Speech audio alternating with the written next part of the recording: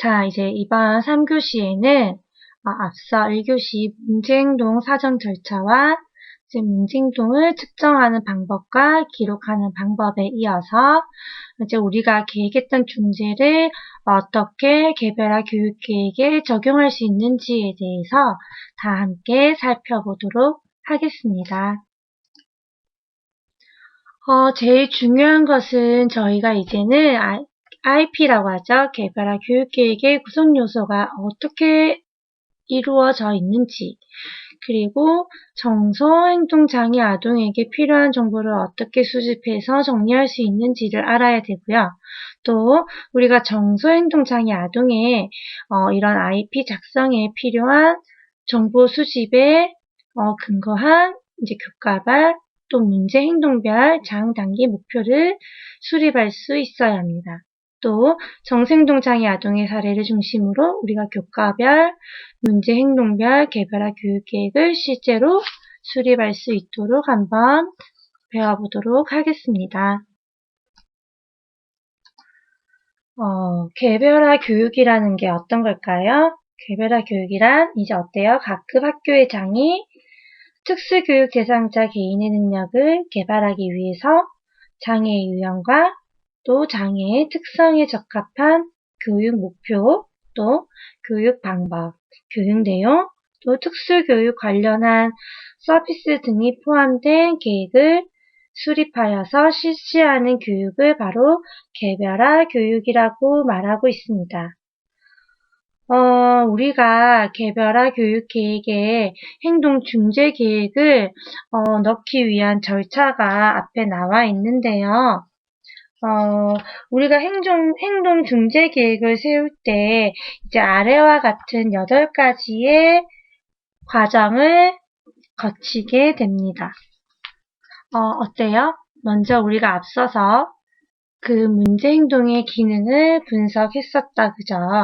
그리고 그 기능 분석 결과에 따른 학교와 가정 여러 가지 우리가 아이 문제 행동에 대한 환경을 조성을 하고요. 또 문제 행동 감소와 바람직한 대체 행동 증가를 위한 중재 방법을 선택을 합니다.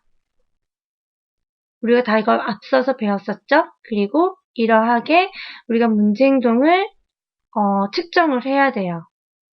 그리고 우리가 실제 환경에서 중재 방법을 적용하고 실행하면서 어때요? 계속해서 중간에 빈번하게 측정을 하며 중재가 효과가 있는지 없는지를 우리가 점검을 했었다, 그죠? 그리고 나서 우리가 중재가 종결되고 나서 행동 변화 유지. 이제 이게 바로 뭐죠?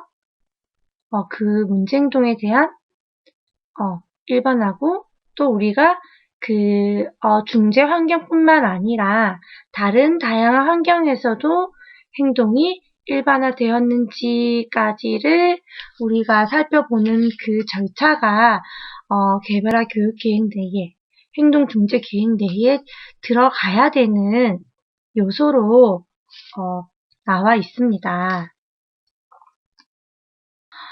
그렇다면 우리가 실제로 개별화 교육 계획을 작성해 볼 건데요.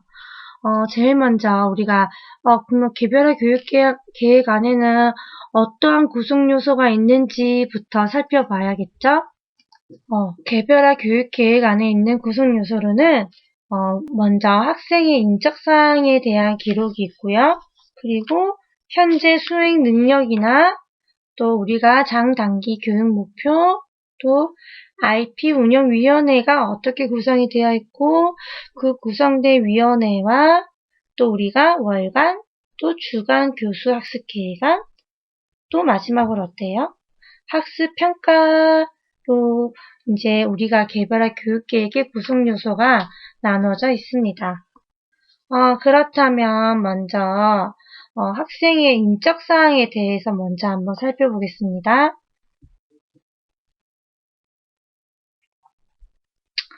학생의 인적 사항에 대한 기록은 학생에 대한 기본적인 정보를 제공하는 거예요.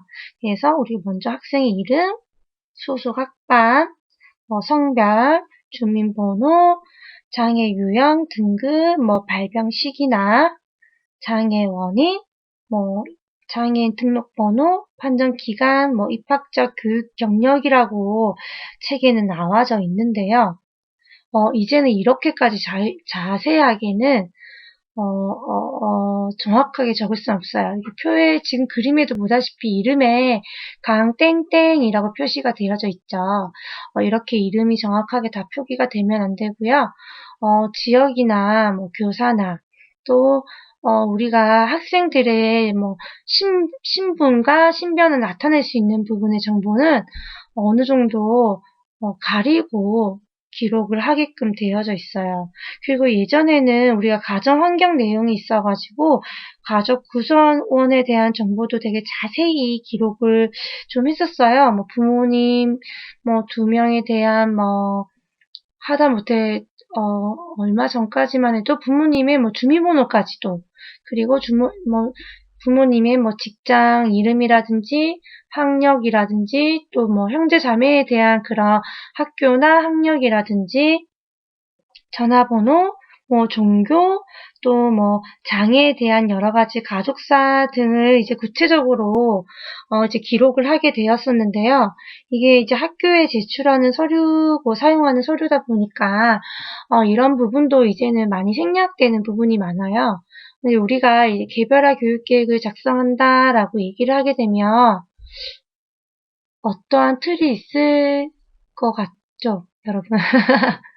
그런데 지금 제가 앞서 말씀드렸던 학생의 인적사항이나 뭐 현재 수행 능력 또 어때요? 뭐가 있었죠? 뭐 우리가 이번 학기 1년 동안 이수할 뭐 장단기 교육 목표 뭐 계획이나 평가에 대한 구성 요소는 정해져 있지만 개별화 교육 계획에 대해서 정확하게 표준화된 틀이 존재하지는 않아요.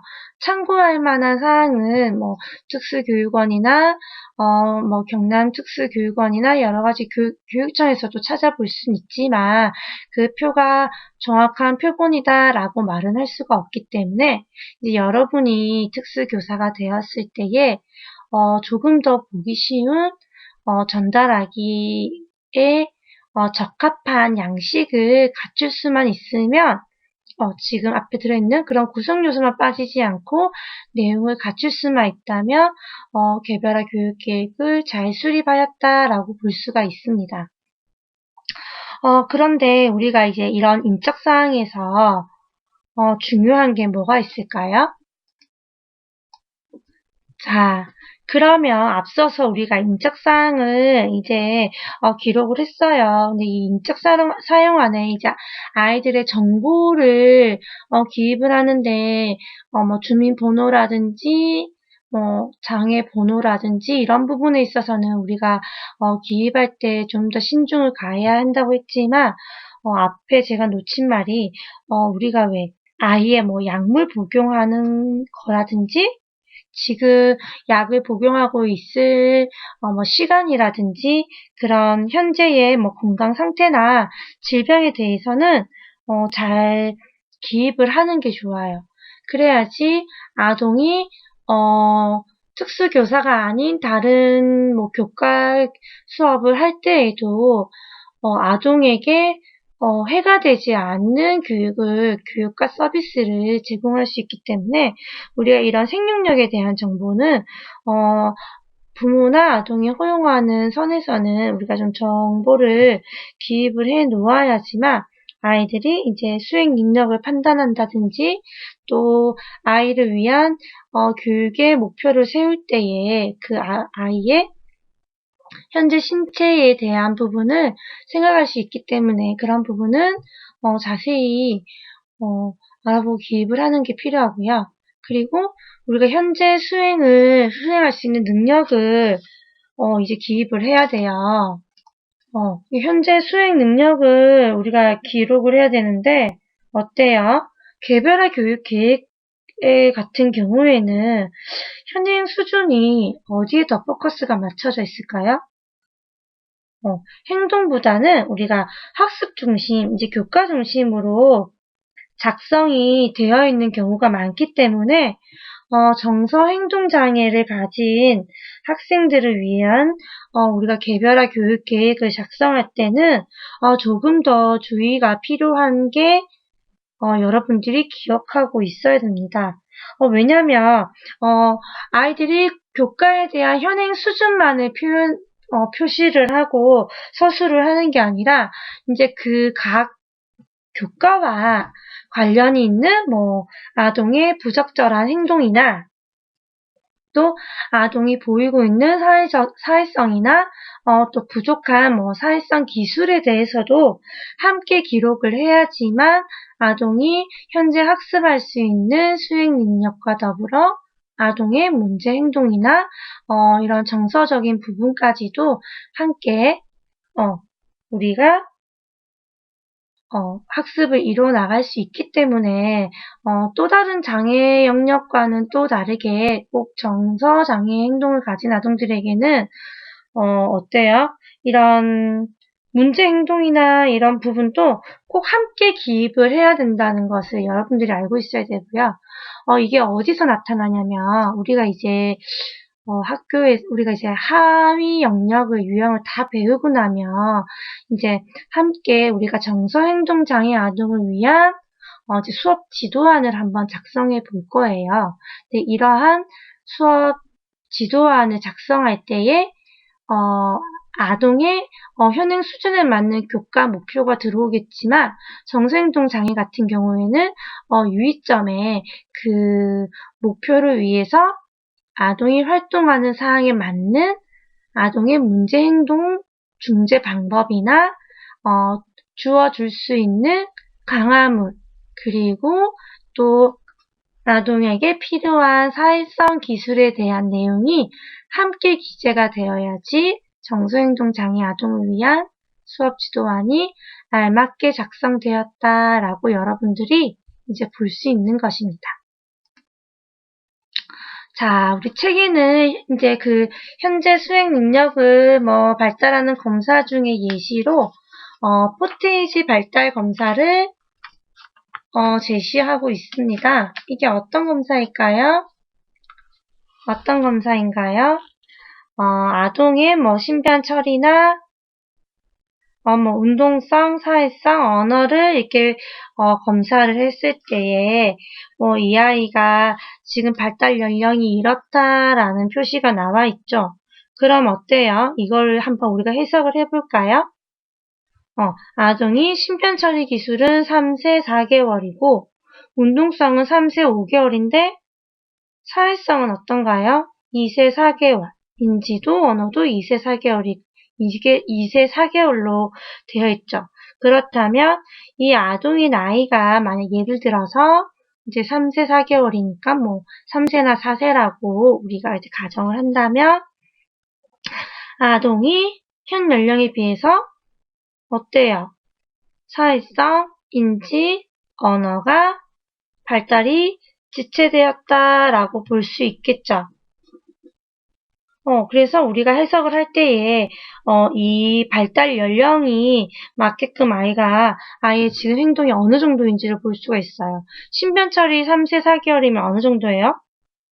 혼자서 밥을 먹을 수가 있다. 그죠? 그리고 대소변을 연습하고 있다 정도로 볼 수 있겠죠. 그리고 운동성은 어때요? 이제, 소근육을 사용해서 퍼즐 맞추기나 가벼운 가위 사용을 할 수 있다. 그렇지만 어때요? 도움을 받지 않고 계단을 올라가기, 줄 맞춰 행진하기 이런 부분은 어렵다라고 표기할 수 있겠죠. 인지는 사회성 인지 언어가 지금 2세 4개월에 나와 있어요. 그렇다면 뭐예요? 인지의 줄긋기나 지시 따르기나 이런 부분에 있어서 어때요? 아니나 밖이나 위아래 이런 걸 구분하지 못할 수도 있고 언어도 2세 4개월에 맞는 언어라고 하면 어때요?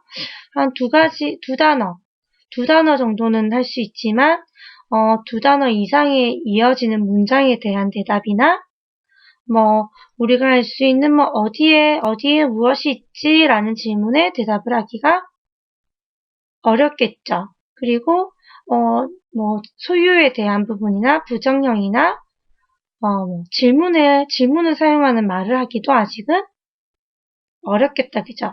이렇게 우리가 포트에이지 발달 검사를 통해서 아동이 지금 발달 영역이 어느 부분이 지체가 되는지를 먼저 여러분들도 살펴볼 수가 있어요. 그러면 이제 부족한 부분이 어떤지를 여러분들이 파악을 할 수 있으니까 그에 맞춘 우리가 개별의 계획서를 작성할 수 있겠다, 그죠? 그럼 여기서 사회성을 빼고 나면 우리가 따로 봐야 되는 게 정서행동 장애에서 뭐가 있죠?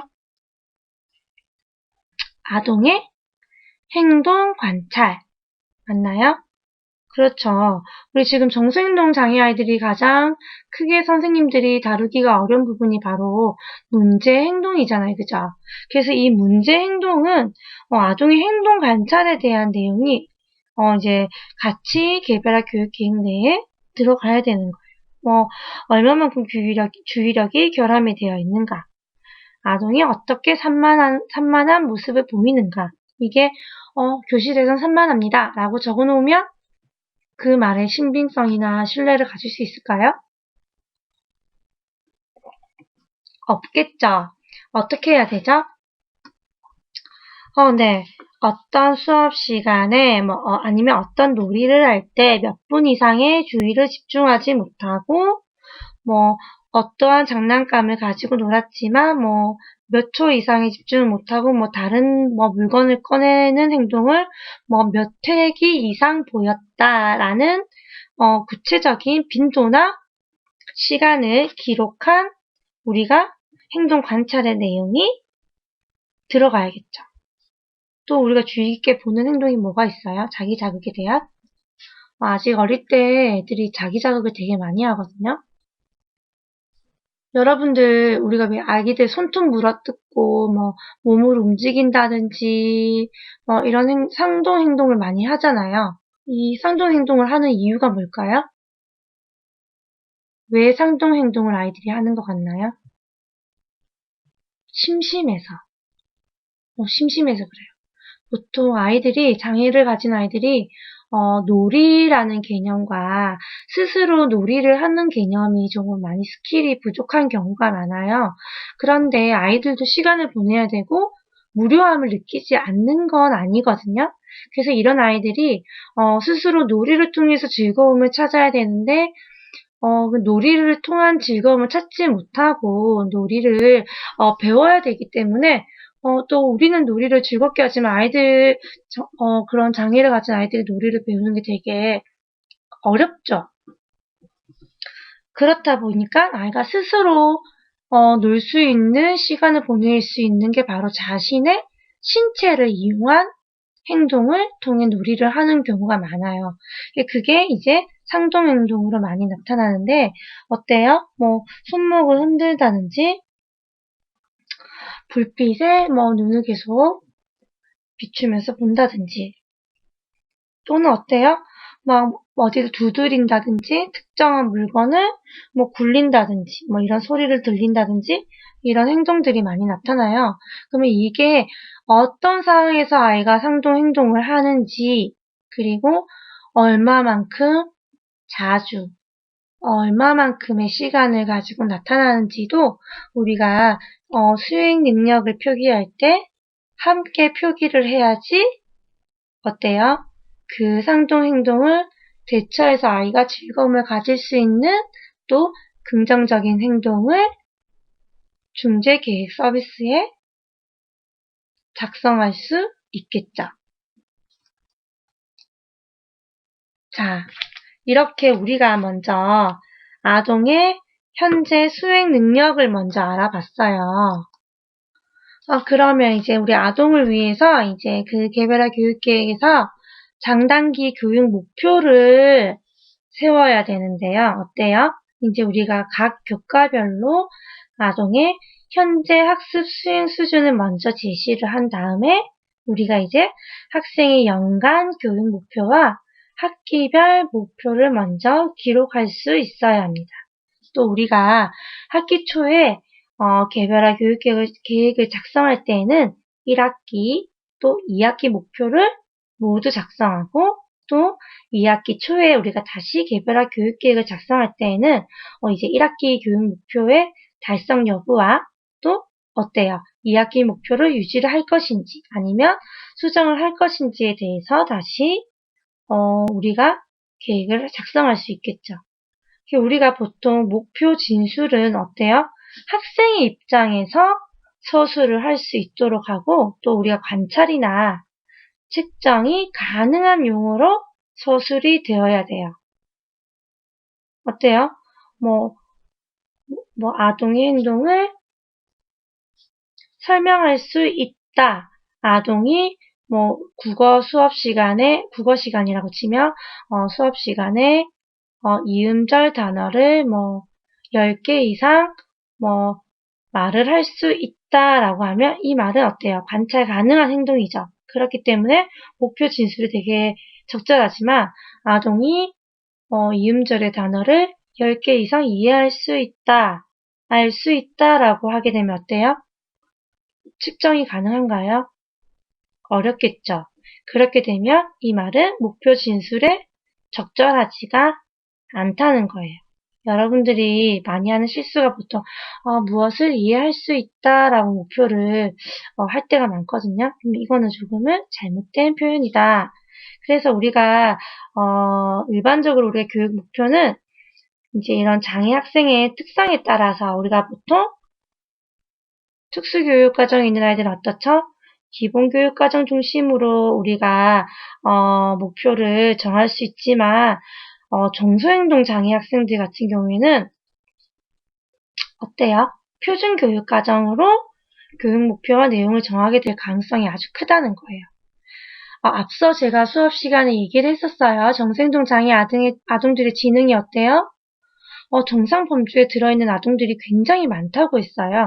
그렇기 때문에 기본교육과정이 아닌 표준교육과정으로 우리가 내용을 정하게 될 가능성이 높기 때문에 그런 부분도 여러분들이 교육과정을 같이 숙지를 좀 해주셔야 합니다. 그리고 우리가 교육 내용에 있어서는 연간 목표와 학기별 목표를 달성하기 위해 가르쳐야 될 내용을 말하는 거예요. 그렇기 때문에 우리가 먼저 학기별 목표에 맞춰서 교육 내용을 요약을 해야 되겠죠?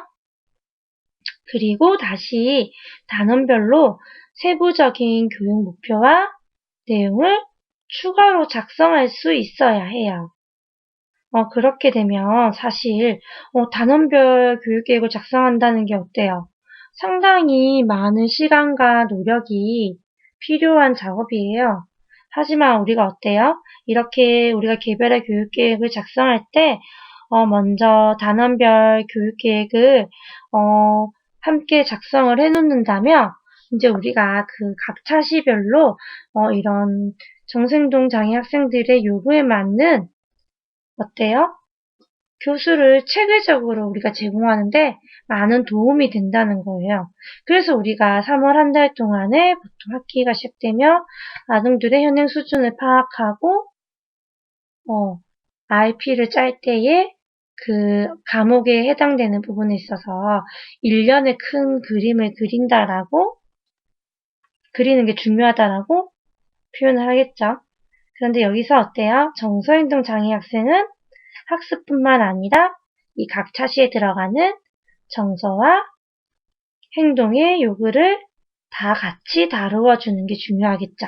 그렇기 때문에 우리가 교과 단원별 교육계획을 작성할 때도 그 각 단원에 맞는 아동의 그런 정서적인 문제와 행동상의 요구를 함께 포함시켜서 작성을 해야 되는 겁니다.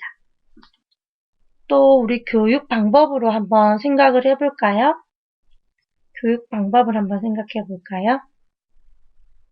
교육 방법은 어떨까요? 우리가 이제 학생 요구에 맞는 교육을 제공하기 위해서는 여러 가지 교수 방법을 사용할 수 있어요. 어때요? 뭐 여러 가지 우리 교수 학습 전략도 있고 또 어때요? 우리가 교수 자료도 그리고 집단을 어떻게 구성할 것인지까지도 우리가 들어와야 되는데 이런 교수 방법에서도 우리가 직접 교수를 할 것인지 역할극을 할 것인지 협동학습을 할 것인지 뭐 또래 교수나 또 아동에게 맞는 자기조절 전략을 쓸 것인지를 교육 방법에 제시를 해야 되고요. 또 우리가 평가 계획 안에서도 평가의 뭐 준거나 평가 방법의 시기나 이런 평가자를 모두 기록할 수 있을 만큼의 우리가 준비를 하여야 합니다. 그렇다면 여기에 나오는 우리 IP 운영위원회 구성원이라고 해요. 그러면 이런 운영위원회는 어떻게 우리가 구성을 할까요? 제일 먼저 아동이 있겠죠. 그리고 아동에 맞는 특수교사와 부모가 있겠죠. 그런데 우리 세 명이서 결정하면 될까요? 안 되겠죠?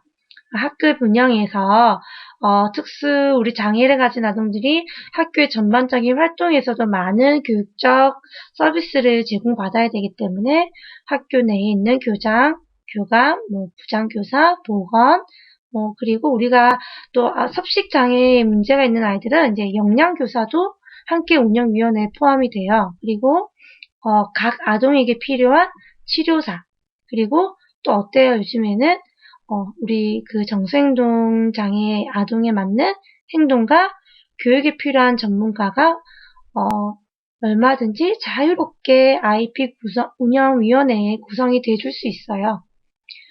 예를 들어서 아동이 계속 사회성이 너무 떨어지고 결여가 돼서 아동이 계속 사회성 기르기를 위한 훈련을 학교와 사회기관이 뭐 복지관에 장애인 복지관에서 함께 연계해서 아동의 문제를 서비스를 받고 있다. 그렇게 되면 어때요? IP 운영위원회에 그 복지관에서 근무하고 아동을 지도하는 그게 복지관 선생님도 우리 IP 운영위원회에 함께 구성이 될 수도 있다는 거죠.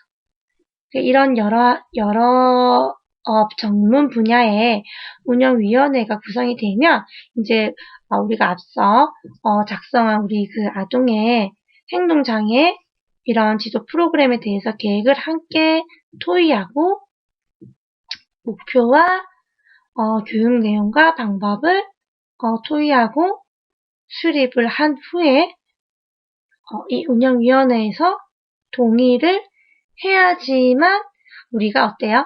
개별화 교육계획이 수립이 되었다라고 표현할 수 있습니다. 그러면 만약에 우리가 다 계획을 세웠어요. 근데 이제 교장이 안 돼! 라고 말하는 부분이 있을 수 있어요. 이 정도, 예를 들어서 어떤 부분을 얘기해 볼까요? 이 아이가 너무 혼자서 위험하니까, 혼자서 위험하다? 하여튼, 그러니까, 엘리베이터를 사용할 때에 꼭 2명 이상의 사람이 있어야 된다라고 부모가 요구를 했을 때, 안 돼! 라고 얘기할 수도 있겠죠. 그럼 어때요?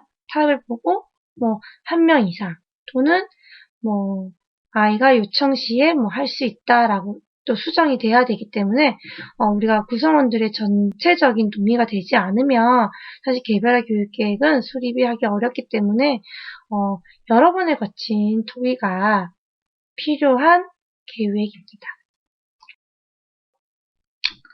자, 그러면 우리가 학습에 대한 부분도 이제 들어갔고, 우리가 그 행동중대 프로그램에 대한 실행도 이제 내용이 정확하게 세분화돼서 들어가는 거예요. 그 안에.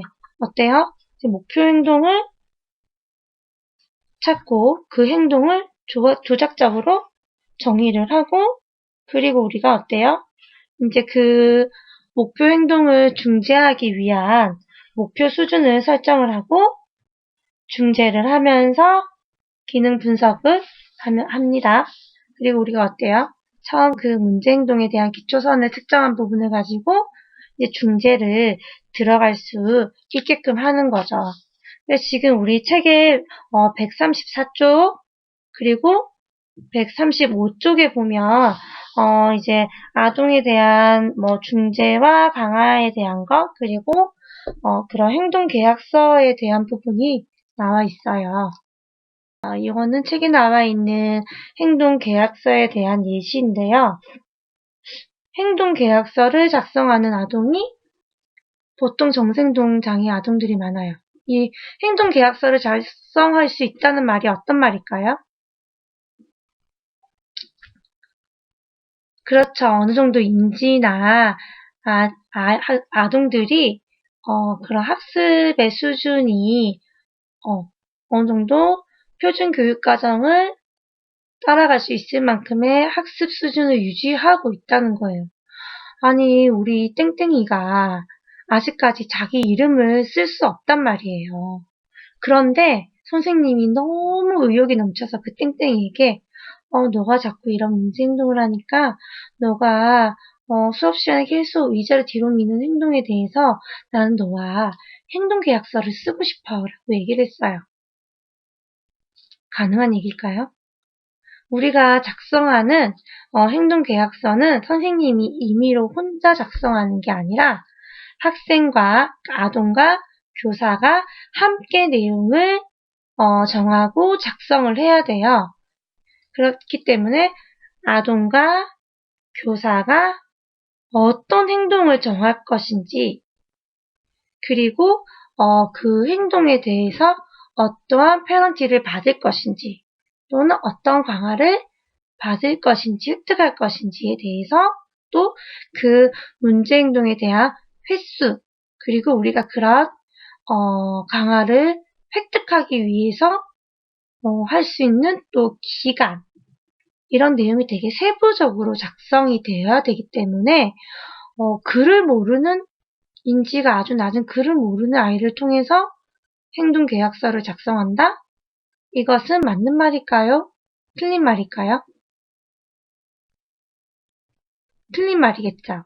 그렇죠. 그렇기 때문에 우리가 보통 정서행동 장애 아동들 중에서 행동계약서를 작성한다는 경우는 이제 아동과 아동의 현행 수준이 문장을 작성할 수 있고 글의 내용을 이해할 수 있을 정도의 수준의 아이, 그리고 자신이 하는 행동에 대한 횟수와 또 어때요? 기간에 대해서 충분히 인지할 수 있는 아이를 대상으로 행동계약서를 작성할 수가 있는 것입니다. 근데 이거를 작성하고 나서 우리 교사들도 사람이잖아요. 그죠? 오늘은 조금 날이 안 좋고, 너가 감기가 있으니까, 이번에 조금 잘못해도 내가 이해해줄게. 이렇게 넘어가도 되나요? 안 되죠. 계약을 했기 때문에, 아동의 컨디션이라든지, 계절의 영향이라든지, 이런 부분으로 아동의 계약서에 있어가지고, 우리가 규칙이 어긋나는 부분은 발생하지 않게끔 우리가 계약서를 작성해야 돼요. 물을 엄청 많이 마셔서, 하루 종일 물을 마셔서 문제가 되는 아이가 있는데, 이 아이가 당연히 체육활동하고 나면 목이 마르는데 선생님이랑 물을 한 번만 마시기로 약속을 했단 말이에요. 그러면 아이가 체육활동을 하고 와서 한 번만 물을 마시면 어때요? 갈증이 해소가 안 되겠죠. 근데 약속 때문에 물을 마실 수 없으면 어때요? 안 되겠죠? 그럴 때는 이런 계약서 안에도 체육활동 이후에 마시는 것은 쉬는 시간에 물을 2번 이상 마실 수 있다. 이렇게 세부적인 내용도 아동의 신체나 여러 가지 부분에 위해를 가하지 않는 계약서 내용이 들어와줘야 되는 것입니다. 자, 이제 우리 IP를 어떻게 작성하는지에 대해서 지금까지 살펴보았는데요. 어때요? 학습 목표만을 가지고 우리가 IP를 작성할 수는 없습니다. 정서장애 학생이라고 한다면 이제 그 학습 목표에 따른 우리가 행동이나 강화에 대한 계획도 함께 들어와야 되는데요. 이번 시간에 우리가 배웠던 IP 내용을 토대로 초등학교 1학년 성별과 상관없이 정서장애 학생이다라는 의미로 우리가 정의를 하여서 한번 여러분들이 개별화 교육계획서를 작성해 보시기 바랍니다. 개별화 교육계획서를 작성한다면 어떻게 해야 되냐고요? 이것은 저희가 함께 학교에서 얼굴을 보고 만나서 수업을 할 수 있을 때에 제가 여러분들의 계획서를 가지고 함께 토의할 수 있는 시간을 가지도록 하겠습니다. 자, 어떤가요? 이번 시간에는 우리가 문제행동 사전과 이제 IP 적용과 어떻게 작성하는지에 대해서 여러분들이 이제 다 살펴보셨어요. 이제 전반적으로 우리가 정서행동 장애의 원인이나 그리고 요인과 또 여러 가지 모델, 그리고 우리가 이런 정서행동 장애 아동을 위한 교수 교육 지원 계획에 필요한 문제행동 사전과 학교에서 사용하는 IP까지 우리가 살펴보았기 때문에 이제 우리가 다음 시간부터는 정서행동 장애의 하위 영역에 대해서 이제 살펴보는 시간을 가지도록 하겠습니다. 감사합니다.